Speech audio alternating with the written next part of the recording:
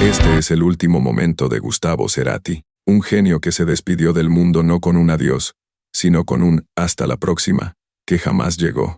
El 15 de mayo de 2010, frente a miles de fanáticos en Caracas, Cerati terminó su concierto como siempre, con la guitarra en alto, una sonrisa serena y un beso al aire. Nadie imaginaba que, esa misma noche, su cuerpo colapsaría. Nadie estaba listo para que el sonido más poderoso del rock latinoamericano se apagara en silencio. El líder de Soda Stereo, la banda que redefinió el rock en español y conquistó estadios desde Buenos Aires hasta Ciudad de México, vivió como componía, intensamente, con luces y sombras. Su música era un universo de emociones, sus letras, puentes entre generaciones. Pero tras el escenario, había un hombre cansado, exigente, atormentado por su propia perfección. Horas después de aquel concierto vibrante, Cerati cayó inconsciente en su hotel. Un accidente cerebrovascular lo sumió en un coma profundo que duraría más de 4 años. El mundo entero se quedó en vilo. Se multiplicaban los homenajes, los rezos, las esperanzas, pero Gustavo ya no respondía. Permanecía inmóvil, atrapado en un cuerpo que ya no vibraba con la música. Este video no es un homenaje cualquiera, es una despedida que busca revelar lo que muchos callaron. Las señales ignoradas, los excesos que su entorno prefirió minimizar, las verdades detrás de ese tour agotador, llamado Fuerza Natural. No hablaremos solo del ídolo que transformó la escena musical latinoamericana. Hablaremos del hombre, del peso que cargaba, del silencio que lo envolvió antes del final, porque hay muertes que ocurren en un instante, y otras que se extienden como un eco, día tras día, mientras el mundo canta esperando un milagro. Gustavo Cerati no partió con estruendo, partió con un suspiro que se prolongó demasiado. Y en ese largo adiós, quedaron preguntas sin responder, canciones inconclusas, y un hasta la próxima que dolerá por siempre. A finales de la década del 2000, Gustavo Cerati vivía un renacimiento artístico, tras una carrera gloriosa con Soda Stereo, y más de una década de éxito como solista, lanzaba su nuevo álbum Fuerza Natural, un disco conceptual, místico, lleno de matices líricos y sonoros.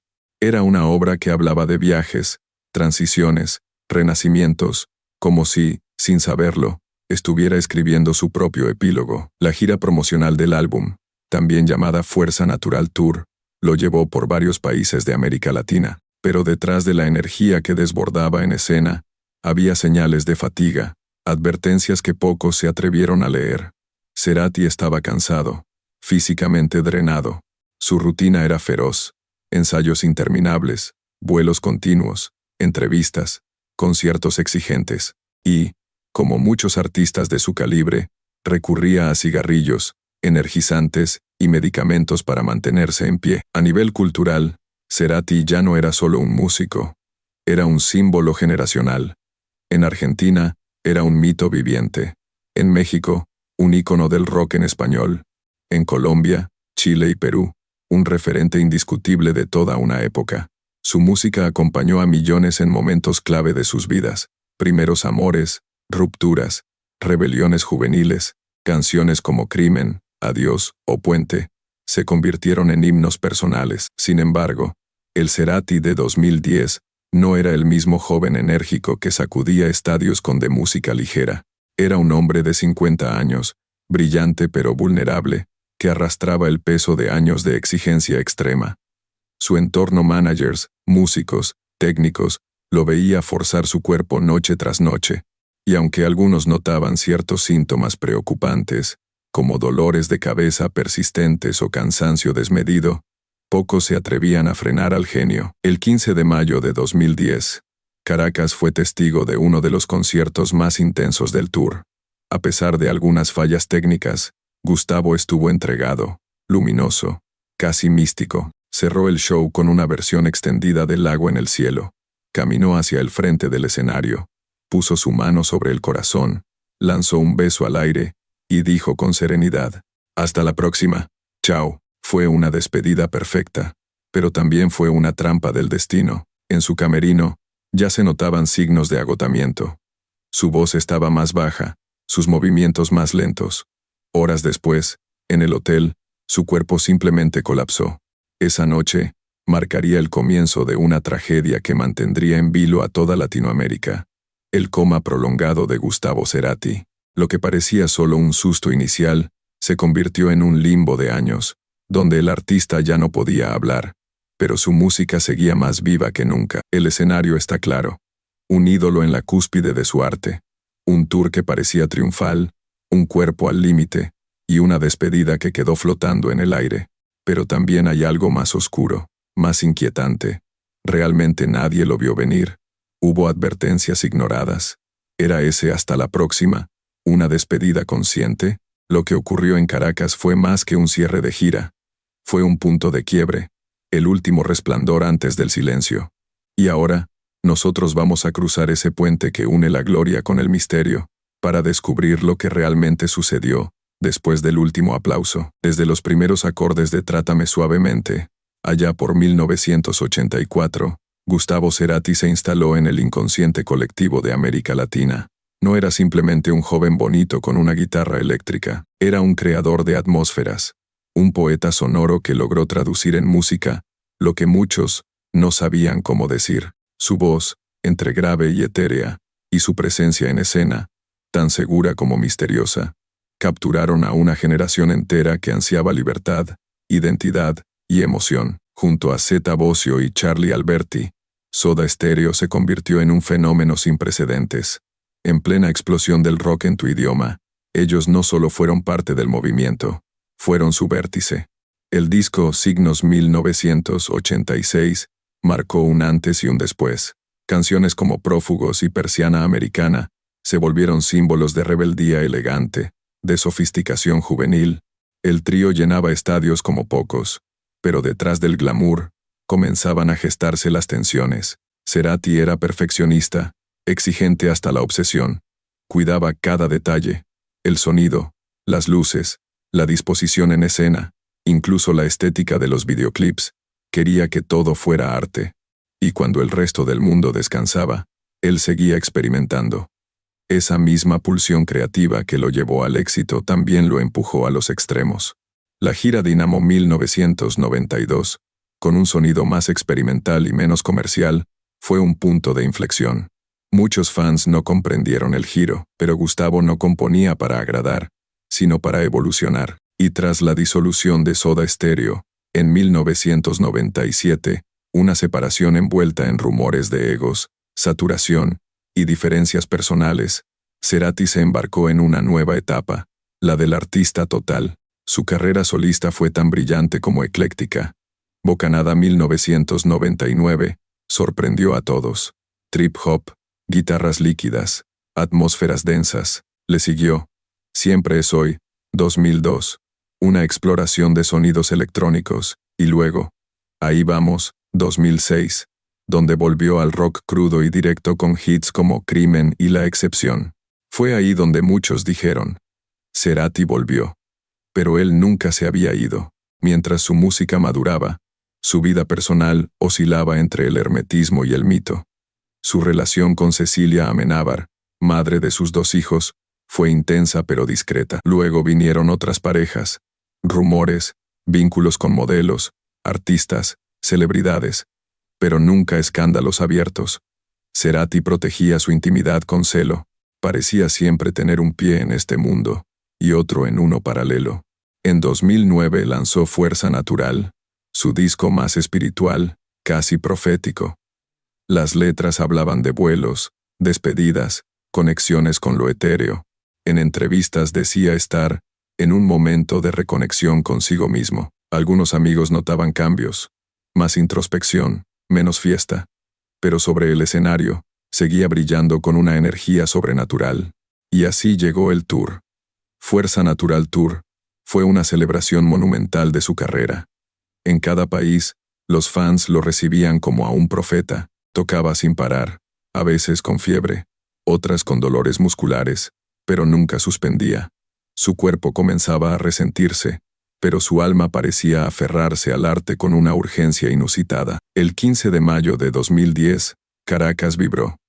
El concierto en el estadio de fútbol de la Universidad Simón Bolívar fue intenso, largo, emocional. Cerati lo dio todo. Llevaba una chaqueta azul celeste, sus rizos desordenados, y una sonrisa contenida. Cantó 25 canciones, cerró con Lago en el cielo, y al terminar, caminó al frente del escenario, puso la mano en su corazón, lanzó un beso al aire, y pronunció: «Hasta la próxima. Chao». Ese momento fue el clímax. La ovación fue ensordecedora. Muchos pensaron que era el mejor concierto del tour. Nadie lo sospechaba. Sería el último. Horas más tarde, ya en su hotel, Gustavo comenzó a sentir un malestar severo. Dolor en el brazo, mareos, dificultad para hablar. Su equipo lo llevó al hospital. Diagnóstico: accidente cerebrovascular. El genio había colapsado. Lo que comenzó como una gira triunfal terminó como un giro cruel del destino. El ascenso de Cerati fue deslumbrante, constante, imparable, pero su conclusión fue inesperada, silenciosa, profundamente simbólica, como si la vida hubiera decidido cerrar el telón justo después del mejor acto, como si aquel chao hubiera sido, en el fondo, una despedida consciente. Aquel «hasta la próxima» en Caracas parecía una frase más en el guión de un concierto perfecto, pero en realidad fue el inicio de una tragedia extendida. Tras dejar el escenario, Gustavo Cerati se mostró inusualmente callado. En el camerino, sus músicos notaron su palidez. Él, sin embargo, restó importancia. Debe ser el cansancio. Nadie imaginaba que el verdadero desgaste no era físico, sino neurológico. Horas después, en su habitación del hotel, Gustavo se desplomó. Una ambulancia lo llevó de urgencia al Centro Médico Docente La Trinidad. Allí, los médicos confirmaron lo que nadie quería escuchar: accidente cerebrovascular isquémico severo. La sangre no llegaba adecuadamente al hemisferio izquierdo de su cerebro. Los daños eran irreversibles. Comenzó así un silencio brutal. Cerati quedó en coma inducido. Los medios explotaron la noticia. En Argentina, las radios tocaron su música todo el día. En México, miles dejaron flores frente a las embajadas. En Colombia, Perú y Chile, se organizaron vigilias. Pero detrás de la cobertura mediática, había una familia devastada y un entorno que empezaba a enfrentarse a preguntas difíciles. ¿Pudo haberse evitado?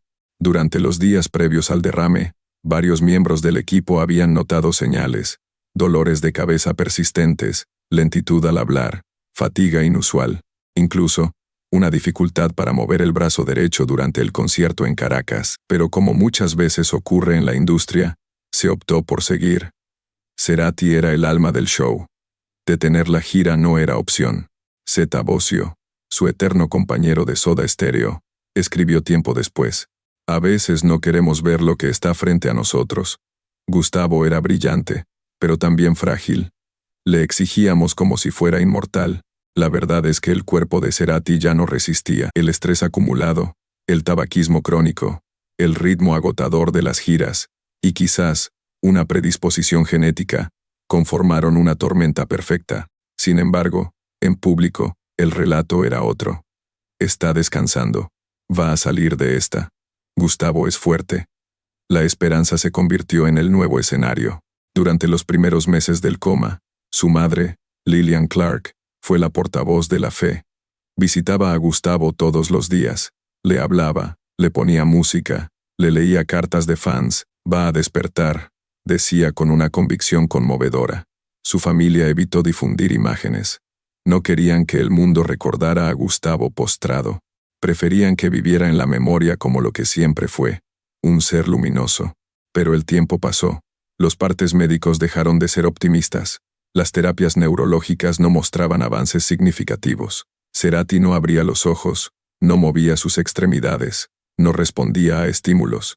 Estaba vivo, pero no estaba. El hombre que había puesto a vibrar multitudes, ahora yacía en una cama, rodeado de cables, monitores y un silencio ensordecedor. Aún así, su música seguía creciendo. Las ventas de discos aumentaron. Fuerza Natural ganó premios post-mortem. Se organizaron homenajes en toda Iberoamérica, pero en cada evento, en cada nota periodística, latía una pregunta dolorosa: ¿por qué nadie frenó antes?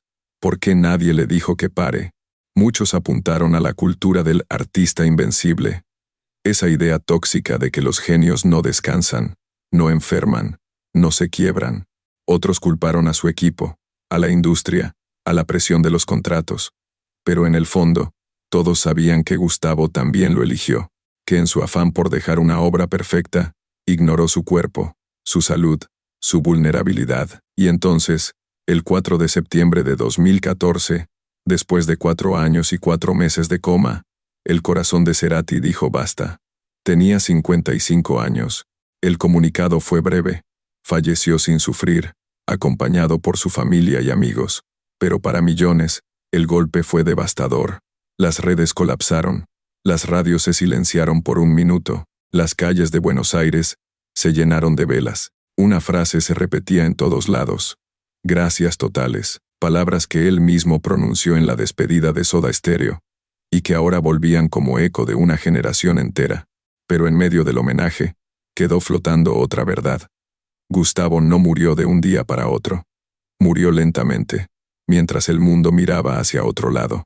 Murió porque todos quisimos seguir escuchándolo, sin pensar que quizá necesitaba detenerse. Murió porque su música era tan poderosa, que no supimos que su cuerpo ya no lo era. En el último momento, no buscamos glorificar la tragedia, ni reducir a los ídolos a cifras o titulares. Nuestra intención es entender, acompañar, contar lo que muchas veces no se dice, y en el caso de Gustavo Cerati, sentimos que su historia es una de las más conmovedoras y reveladoras del mundo del espectáculo latinoamericano, porque Cerati no murió en un accidente, tampoco fue una despedida repentina.